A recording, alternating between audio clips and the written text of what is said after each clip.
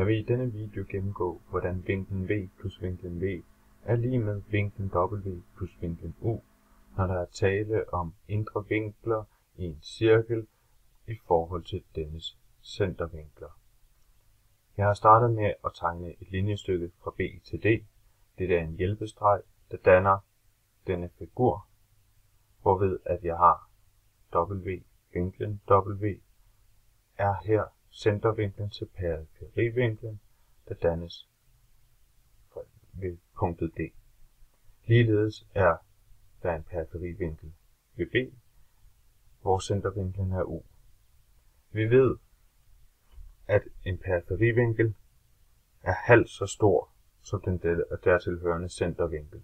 Ergo kan vi sige, at vinklen U er 2B, og vinklen W er 2D. Ligeledes kunne vi vende det rundt og sige, at en halv vinkel U er lige med en vinkel B. Ligeledes kan vi ud fra denne tegning se, hvordan at vinkelstykket her er 180 grader delt i vinklen Q og vinklen V. Dette vil sige, at vinklen Q er 180 grader minus vinklen V. Ligeledes er vinklen Q vinkelsummen på 180 grader i denne trekant minus vinklen V minus vinklen D. Sidestilles disse to formler for vinklen Q, får vi følgende: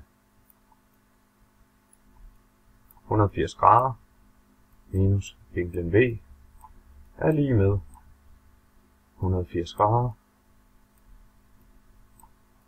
minus vinklen B minus vinklen D.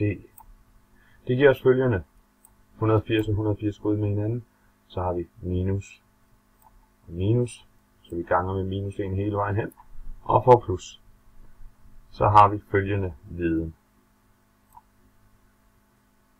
vinklen V er lige med vinklen B og plus vinklen D. Tager vi så og sætter vores viden om vinkel B og D ind, får vi, at vinklen V er lige med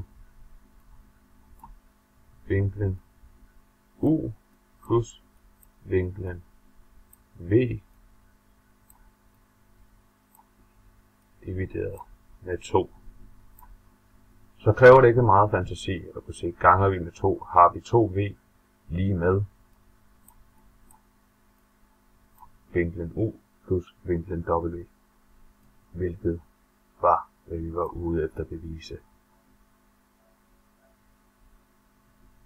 Tak fordi I kiggede med.